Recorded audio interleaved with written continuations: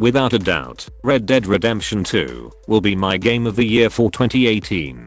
Rockstar's unlimited budget, talented team, and extremely long development time have once again allowed them to push the open world genre forward and create a world that feels more immersive than any other game. So when I dropped into Red Dead Online, I understandably had high hopes. The character creator is much better this time around, with players able to make themselves look like any fucked up alien they can imagine. This level of customization even extends down to the whistle for your horse and the quality of your teeth. Very quickly, players are thrown into the open world, which is complete with surprisingly well done cutscenes, considering everyone's character is entirely mute. The camp system, which acts as a movable hub that can be put in any area, is also such an excellent idea when considering the size of the map and the time it takes to get around. Initially, things were looking very good.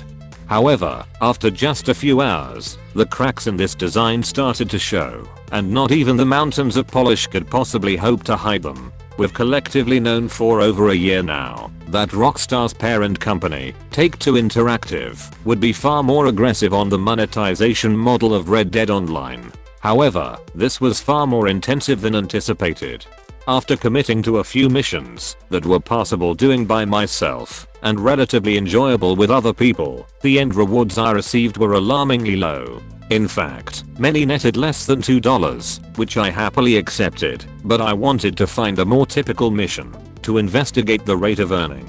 In this assassination mission, for example, it asks players to hunt down 4 targets. The mission itself took 12 minutes and 21 seconds to complete, and I made an effort to rob everybody I could, as well as kill a pair of cougars that happened to be in the area. After all targets were eliminated, it then took an additional 4 minutes and 38 seconds to get to the nearest town to sell the items acquired. One of the cougar pelts were lost to the ages, but 16 minutes and 59 seconds after having started the mission, I made a profit of $13.22. This equates to roughly $45 an hour worth of playtime. Each mission also provides a small amount of gold, which is Red Dead Online's premium currency. In this instance, I was able to gain 4% of my way to a single gold bar. Using these admittedly limited figures, we can then use them to determine the rough time investment for specific items.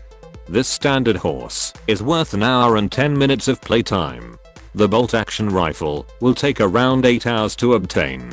Fast traveling costs are variable, however, all locations seem to be roughly the same cost, whether you pay for it or ride there manually. Alternatively, navigating the menus can help the players save money and still fast travel to the rough location of a waypoint. This high level outfit will take around 135 hours to buy. This hat, on the other hand, will take 57 hours. The Mauser pistol is worth 22 hours. This high-end white horse is worth 19 hours of game time, while the black variant will take around 300 hours to obtain. Both high-end horses also cost an additional 36 hours to insure them, which will heal them for free if they happen to die. It is worth mentioning that this single mission is not representative of the entire game, and there are bound to be much more efficient methods to farm these items, especially with several people working together. But even in the current state, many of these purchases seem to be unbelievably expensive, no matter how they are examined, and many would not consider them to be worth the time to sink into buying them. There are a few other concerns that are worth mentioning. The honor system only took around 4 hours to hit the cap, and the only difference seemed to be the types of missions available.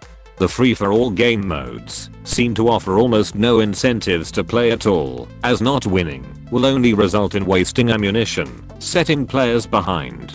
Some of the guns also feel incredibly weak without scoring headshots. The following clip is me trying to kill a single gang member with the highest damage pistol currently in the game.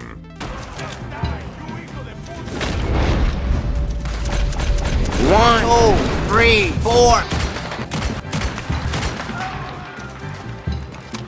A much smaller complaint, but every in-game day, players are charged $1 for the maintenance of their camp, a feature that may rub people the wrong way if they only get paid $2 for completing a mission.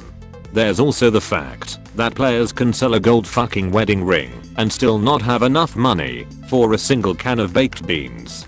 With the current state of the in-game economy, it would not be unfair to say that many players are going to be immediately deterred by how much commitment is needed to acquire specific items.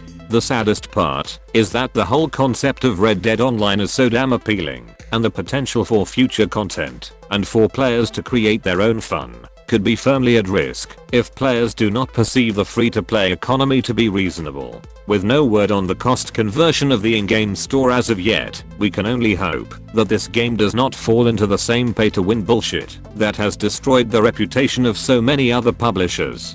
It is very likely that these prices were purposely set high in order to set the standard and lower expectations, as lowering the costs of these items at a later time will likely be perceived as a positive move by players, regardless of how reasonable the prices are after the adjustment.